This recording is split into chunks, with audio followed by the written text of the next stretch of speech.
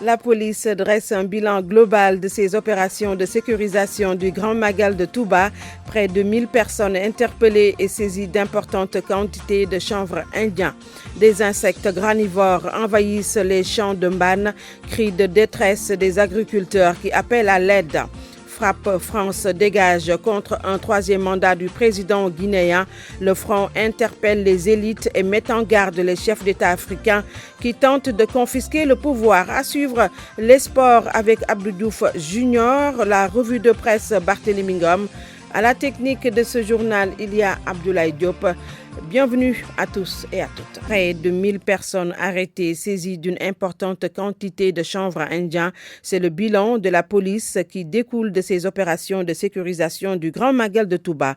Le point avec Fama Dione. La police a procédé à la saisie de 5 kg de chanvre indien, composé de 346 cornets et 111 joints. Les limiers ont également procédé à l'immobilisation de 231 Jakarta.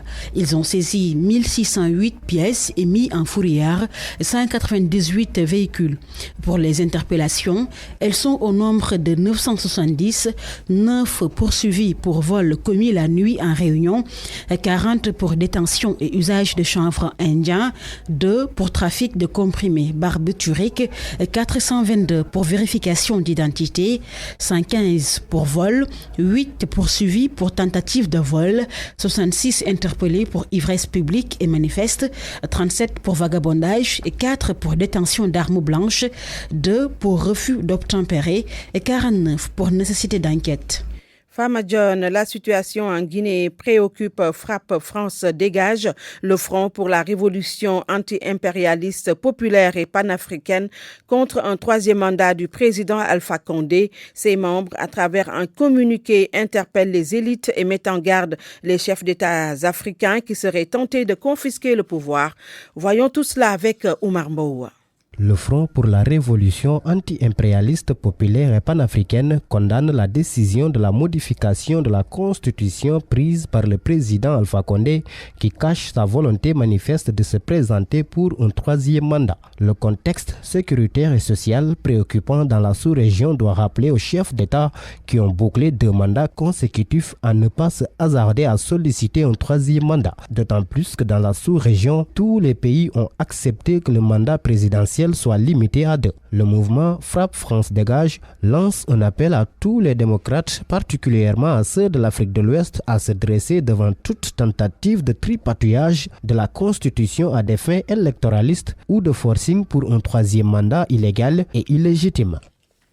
Les paysans de Mbane ne savent plus à quelle chance se fier. C'est parce que des insectes granivores ont investi leur espace pour s'attaquer aux cultures. Ils appellent à l'aide dans cette correspondance de Mamadou Diagne. Avec cet hivernage, nombreuses sont les zones du Sénégal qui sont dans d'énormes difficultés à cause des inondations. Mais dans le département de Dagana, c'est tout le contraire. La pluie s'est fait rare comme ici à Mbane, commune située à 30 km de Richard Toll. Ici, les agriculteurs craignent pour leur culture, même s'ils ont privilégié certaines semences par rapport à d'autres. On ne peut pas dire qu'il n'y a pas eu d'hivernage, mais il y a eu du retard. Mais vu que nous sommes des agriculteurs, on n'a pas le choix. Nous sommes obligés de faire avec. Comme vous l'avez constaté, les pluies ont commencé à la fin du mois d'août. Ce retard pluviométrique nous a causé d'énormes difficultés car on ne peut pas semer du mil et comme vous le savez, un agriculteur qui ne cultive pas du mil n'a pas eu ce qu'il voulait. Donc nous sommes obligés de nous rabattre sur certaines semences comme l'arachide, le yébé et les moulons pour espérer avoir une bonne récolte. Nous ne savons même pas si l'arachide va donner satisfaction. À ces difficultés viennent s'ajouter les problèmes liés aux insectes qui ne cessent de ravager leur culture selon Daouda Ndiaye, un des agriculteurs. À ces difficultés viennent s'ajouter les problèmes liés aux insectes qui ne cessent de ravager leur culture selon Daouda Ndiaye, un des agriculteurs. Nous avons constaté plusieurs problèmes comme ceux liés aux insectes qui ne cessent de ravager nos récoltes. Il y a quelque temps, nous avons traité tous les champs, mais rien. En ce moment, on croise les bras car on ne peut rien faire bien bien vrai que ces insectes nous portent préjudice, notamment aux agriculteurs qui sont au niveau du Djiri, qui sont confrontés aujourd'hui au retard des pluies, au problème de ces insectes. Malgré tout, ces agriculteurs de la commune de Mbane saluent les efforts de l'État qui, selon eux, a fait le nécessaire pour l'obtention des engrais et des subventions. Attends, Mamadou Diagne, Mbane, Radio Futur Média. Le pont de Touba Samsam Kumpentoum dans le Tambacounda a été réhabilité. L'infrastructure s'était affaissée en 2018. Le maître d'œuvre Dakar Bamako Ferroviaire, son administrateur Kibili Touré, dit s'engager dans la relance de la ligne du chemin de fer. Moussa Oumargueye. Le pont suspendu de Touba Samsam s'est affaissé au mois d'août 2018. Celui-ci a été réhabilité sur instruction de l'administrateur général de Dakar Bamako Ferroviaire. Galosek, le directeur des travaux de Eiffage. On a travaillé pendant l'hivernage, il y avait de grosses pluies, mais chaque fois on s'est adapté au terrain et on a pu faire cet ouvrage-là. Kibili Touré, l'administrateur général de Dakar Bamako Ferroviaire, s'est fixé comme objectif premier la relance de la ligne ferroviaire entre les deux États. Vous avez parlé des bus qui ont une durée de vie de 50 ans, si ma mémoire est bonne, mais aussi en expliquant un peu l'utilisation des matériaux nobles qui ont été faits ici. Je crois que c'est vraiment la renaissance des chemins de fer. Mambay Tunkara, le secrétaire général du syndicat des cheminots, sollicite vivement que les deux États, le Mali et le Sénégal, puissent jouer pleinement leur partition. On appelle encore une fois aux autorités de renforcer les activités pour qu'au moins d'ici le délai de décembre, le train puisse reprendre ses activités vers Bamako. Le secrétaire d'État en charge du réseau ferroviaire Mayacine Camara considère que le maire d'Andam et les communautés ont la lourde tâche de veiller sur la conservation de cet ouvrage d'art de Touba Samsam. Il faut le gérer pour nous permettre au moins ce réseau ferroviaire de pouvoir se relancer dans de très bonnes conditions. Pour rappel, la reprise de la ligne ferroviaire Dakar-Bamako fera revivre les activités économiques et commerciales dans plusieurs localités. Moussa Oumargueye, Tambacounda, Radio Futur Média. RFM, la radio de toute l'actualité. Et vous suivez la radio de toute l'actualité à 7h08. La journée mondiale de la ménopause célébrée hier, prétexte pour s'intéresser à la période de préménopause qui peut être très handicapante pour une femme. Elle peut souffrir de troubles qui peuvent affecter sa santé et même sa qualité de vie. Certains cas nécessitent un accompagnement médical ou psychologique. Anna Rocha nous en dit plus. C'est une étape vitale dans la vie d'une femme. La ménopause survient en moyenne vers l'âge de 45 ans. Dr Abdoulaye Diop, gynécologue. De la même manière qu'une patiente à partir de 12, 13, 14 ans commence à avoir ses règles, lorsqu'elle va arriver vers 45 ans, 48 ans, 50 ans, ses règles aussi vont s'arrêter. Donc la ménopause coïncide justement à la fin du cycle menstruel, donc ça survient normalement autour de 45 ans. Il arrive de manière exceptionnelle que certaines patientes aient leur ménopause avant 40 ans, et dans ce cas, évidemment, on parlera de ménopause précoce. En réalité, la ménopause en tant que telle ne pose pas de problème, selon le Dr Diop. La période la plus compliquée pour une femme, c'est la préménopause. C'est la période de quelques années, 3 ou 4 ans, qui survient avant que les règles ne s'arrêtent définitivement. On parle de ménopause lorsqu'on reste pendant 1 an complet sans voir ses règles. Et donc, avant que les règles ne s'arrêtent de manière définitive, il y aura une phase, il y aura une période durant laquelle les règles seront très irrégulières. Parfois, les saignements vont diminuer, parfois, ils vont augmenter. Et c'est ça qui signe la préménopause. Il y a bien sûr d'autres symptômes désagréables de la préménopause comme la sécheresse vaginale ou les bouffées de chaleur. Ce stade peut nécessiter un accompagnement médical ou psychologique. Les explications du doc gynéco. Lorsque la patiente est en préménopause, puisque c'est cette préménopause qui pose problème, elle doit aller voir son médecin, que ce soit son gynécologue, que ce soit sa sage-femme ou son généraliste.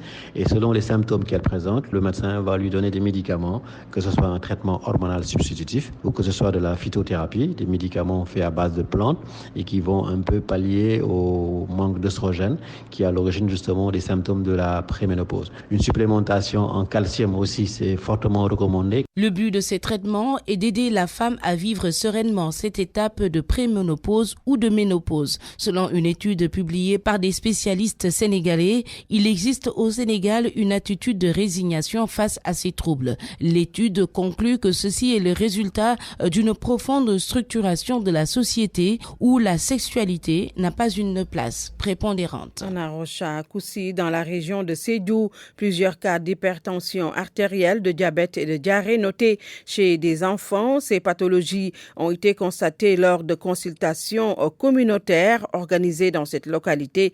Les populations en ont profité pour réclamer une ambulance. Max Euclid Kamfani. L'hypertension artérielle, quelques cas de diabète, beaucoup de dermatose. Chez les enfants, c'est surtout les pathologies diarrhéiques, quelques affections ORL qui ont été en tout cas les pathologies les plus couramment diagnostiquées. Telles sont les différentes maladies notées par l'équipe médicale de SCADI Sénégal après un séjour d'une quinzaine de jours dans la commune de Koussi pour des consultations médicales communautaires. Abdou Khadr Djen, médecin généraliste. Je sais que c'est une population demandeuse et répondeuse par rapport aux soins donc de santé. Occasion saisie pour attirer l'attention du corps médical du poste de santé de Koussi sur l'intérêt de sensibiliser les populations par rapport à certaines pathologies. Donc la sensibilisation, je pense que c'est le meilleur moyen pour lutter pour certaines pathologies, donc de prévenir, de faire des dépistages pour certaines pathologies chroniques. Un séjour de l'équipe de SCADI très bénéfique pour cette population, à entendre parler le chef de village de Koussi, Lamine Sagna. On souhaite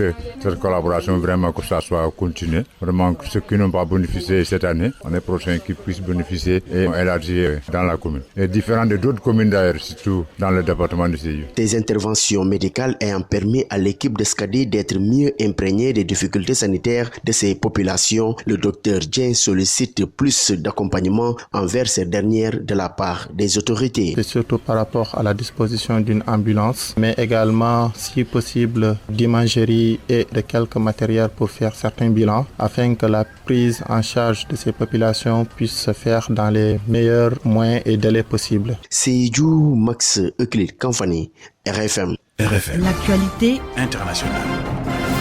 5 ans d'emprisonnement ferme, peine requise par le procureur de Conakry contre les principaux leaders du FNDC, le Front national pour la défense de la Constitution qui rassemble des partis d'opposition. Ils sont poursuivis pour avoir tenu des propos de nature à troubler l'ordre public en appelant à manifester selon l'accusation. Verdict attendu mardi prochain. On retrouve à Conakry Alioune BM Diallo, joint par Fama John. Le procès des personnes arrêtées suite à la manifestation a commencé mercredi et s'est poursuivi aujourd'hui à Conakry et dans les tribunaux à l'intérieur du pays. Ce vendredi, le procureur de la République près le tribunal de première instance de Dixine, Sidi Souleymane Ndiaye, a requis contre les principaux leaders du FNDC à 5 ans d'emprisonnement ferme et d'une amende de 2 millions de francs guinéens. Ils sont poursuivis pour manœuvres et actes de nature à compromettre la sécurité publique et à occasionner des troubles à l'ordre public. Un des avocats de la défense, Maître Antoine Lama, a plaidé la relaxe pure et simple des prévenus pour, dit-il, délit non constitué. Cet avocat estime que ce sont les responsables de la mort des citoyens qui devraient être à la barre aujourd'hui et non des citoyens qui ont exprimé leur opinion. RFM Sport. Les sports, c'est tout de suite avec Abdou Diouf Junior. Bonjour à tous et bienvenue. Nous démarrons cette page des sports avec le football. Qualification au CHAN 2020, Guinée-Sénégal, les Lions prêts à rugir. L'équipe quitte Dakar ce samedi matin avec comme seul objectif faire un bon résultat en Guinée, synonyme de qualification. Il y a tout de même un facteur extra sportif à prendre en compte. Mais le Serigne Saliou Dia ne veut pas trop se focaliser sur la situation politique tendue en Guinée. Les Lions locaux viennent de boucler 4 jours de regroupement. Serigne Saliou Dia que je vous propose d'écouter. On a repris depuis mardi dernier. L'objectif c'était pendant ce regroupement d'essayer de régénérer un peu les joueurs sur le plan psychologique, sur le plan aussi physiologique. Et je pense que c'était important de les rappeler que c'est vrai, l'UFOA ça a été un sac. Vraiment ils sont affiliés, mais encore c'est derrière nous. Maintenant l'important c'est un peu de se projeter sur le match contre la Guinée qu'on va jouer dimanche. Les gars sont en bon état d'esprit, voilà, ils sont motivés pour aller avoir un résultat positif. Ça fait partie de notre objectif qui est d'essayer que le Sénégal retourne au Tchad. Et je pense que ça passe par le match. Et par rapport à ça, je pense que tout le monde est conscient de ce qui nous attend. Voilà, tout le monde est prêt un peu pour donner le meilleur de lui-même. On a eu la chance un peu d'alterner, que ce soit le bloc médian, le bloc haut, voilà, ou le bloc bas. Je pense qu'on verra toutes les situations possibles dans ce match parce que ça va être un match très compliqué. La Guinée essaiera de nous pousser à bout, mais je pense nous aussi par rapport à l'adversaire, comment il est avec nous pour mettre en place une stratégie pour essayer voilà, d'avoir un très bon résultat positif. Bon, c'est vrai qu'il y a des tensions qu'on entend, mais je pense que ce qui est important pour nous, c'est pas ça, c'est pas l'aspect politique. Nous, on se concentre un peu sur le sportif. Le sportif, c'est quoi? C'est le Sénégal, c'est nous concentrer sur notre façon de jouer, c'est aussi la Guinée, et c'est aussi de se concentrer sur l'adversaire pour savoir comment l'adversaire vient et nous, quelle stratégie mettre en place un peu pour contrecarrer ça. Donc c'est ça qui nous préoccupe plus que de se préoccuper de ce qui passe derrière. Si on pense à ce qui se passe dans le pays, ce ne sera pas bon pour nous. Donc nous, notre mot d'ordre, c'est de concentrer un peu sur ce qu'il y aura sur le terrain, et c'est ça qui est le plus important pour nous. À l'instant, Serigne Saliou Dia, entraîneur de l'équipe nationale locale du Sénégal, Guinée-Sénégal, est prévu donc ce dimanche à Conakry. Il s'agit du match retour de la dernière phase qualificative au CHAN 2020 prévu au Cameroun. Le Sénégal avait remporté le match aller par 1-0 à Thiès. Football en Europe, le Paris Saint-Germain domine Nice et consolide sa place de leader. Les Parisiens, sans Idrissa Gana Gueye et Neymar blessés, ont dominé et battu Nice 4-1. Di Maria s'est offert un doublé. Kylian Mbappé et Icardi ont marqué les deux autres buts du Paris Saint-Germain. On note le retour d'Edinson Cavani sur le banc parisien. L'Uruguay n'a pas pris part à cette rencontre. La 10e journée de Ligue 1 française se poursuit ce samedi avec Lyon-Dijon, Nîmes-Amiens, Toulouse-Lille, Reims-Montpellier, Angers-Brest et Metz-Nantes. En Angleterre, on joue la 9e journée avec entre autres rencontres ce samedi Chelsea-Newcastle, Tottenham-Watford, Watford de Ismaïla Sarr, Crystal Palace de Cheikhou Kouyaté va recevoir Manchester City. Le choc est attendu demain dimanche. Un choc Manchester United-Liverpool de Sadio Mané. En Espagne, 9e journée. Hier, Grenada a battu Osasuna 1-0. La suite ce samedi avec un alléchant Eibar Barça, Atlético Valence, Getafe Leganés, Mallorca reçoit le leader, le Real Madrid. En Allemagne, Eintracht Francfort Bayer Leverkusen. C'est Francfort qui a battu Leverkusen hier 3-0. Entre autres rencontres ce samedi, nous aurons Augsbourg Bayern Munich, Borussia Dortmund, Borussia Mönchengladbach. En Italie, 8e journée, Lazio Rome, Atalanta Bergame, Naples Hellas Vérone, Juventus Bologne. En Belgique, 11e journée, le club Bruges de Crépin Diatta titulaire hier et Mbaye Diagne sur le banc est allé battre Mouscron 1-0. Nous bouclons cette page des sports avec du basketball. La finale du championnat national 1 masculin est prévue ce dimanche 20 octobre. Une occasion pour les protagonistes, à savoir l'AS Douane et le Dakar Université Club, de se prononcer sur ce match très attendu.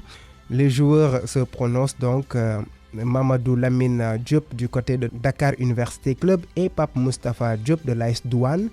Tous deux s'attendent à un match difficile. Ce sont deux joueurs qui, en quelque sorte, ont porté leurs équipes respectives lors de cette saison. Duc AS Douane, c'est le remake de la finale de l'édition précédente. Pape Moustapha Diop, l'ailier de l'AS Douane, espère voir cette fois-ci la rencontre se tenir jusqu'à la fin. Parce que l'année passée, on avait gagné sur tapis vert, suite à des dégâts que les supporters avaient fait. Mais cette année, nous espérons que cette finale puisse continuer, qu'on puisse le gagner.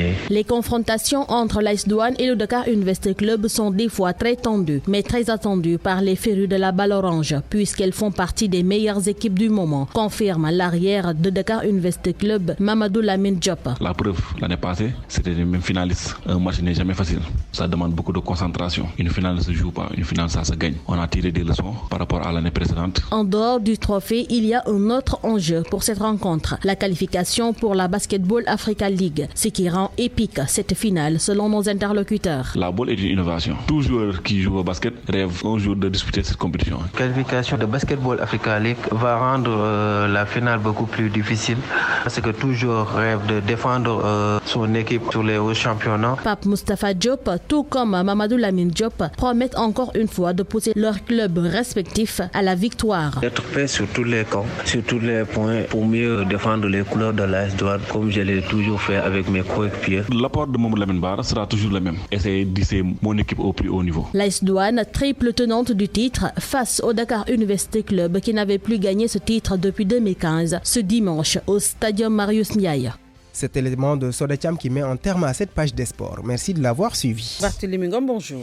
Bonjour Binta Diallo et bonjour à tous.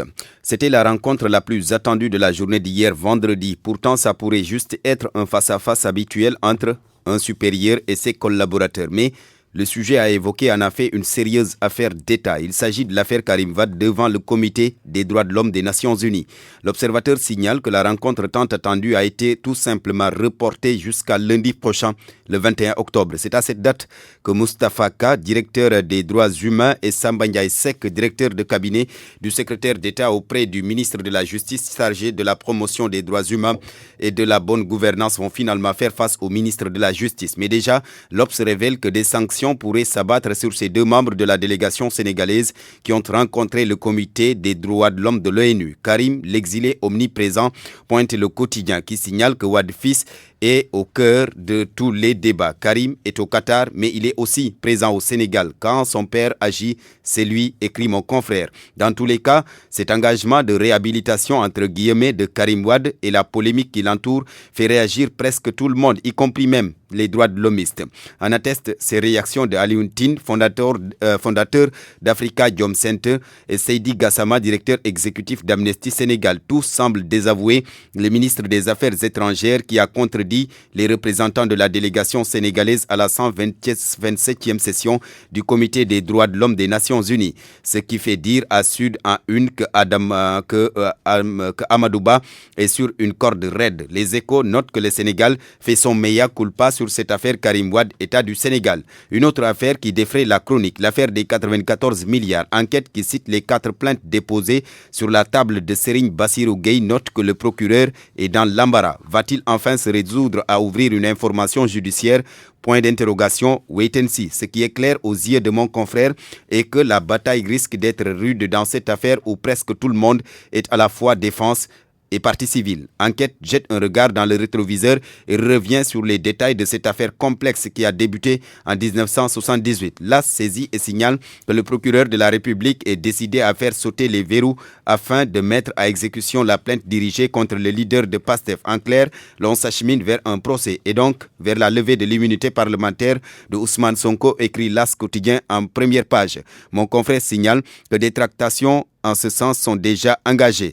Il en a fait un engagement. Ibrahima Kane, premier Sénégalais porté à la tête de la compagnie Air Sénégal SA. Il se dit conscient de l'énorme défi qu'il doit relever. Dans l'entretien qu'il a accordé à l'Observateur, il dit tout de la page 4 à la page 5. Air Sénégal se donne des ailes avec l'acquisition du deuxième A330 Neo qui, selon Ibrahima Kane, sera immatriculé Sénégal. Il ajoute qu'à partir du 27 octobre 2019, les départs de Dakar pour Paris se feront la nuit. Kane termine pour dire que la compagnie a clôturé l'année 2018 avec un résultat net qui est meilleur que ce qui a été dit dans le business plan. Restons dans les airs avec l'armée de l'air du Sénégal qui, selon le journal Les Échos, a commandé 4 avions équipés de missiles. Les appareils seront livrés entre 2020 et 2029. Le Magal de 2020, ce ne sera pas comme celui de 2019, du moins si l'on en croit le journal Source A qui annonce que l'État du Sénégal s'est engagé à régler tous les problèmes recensés lors de l'édition de cette année. Sur l'édition de cette année, justement, qui a pris fin hier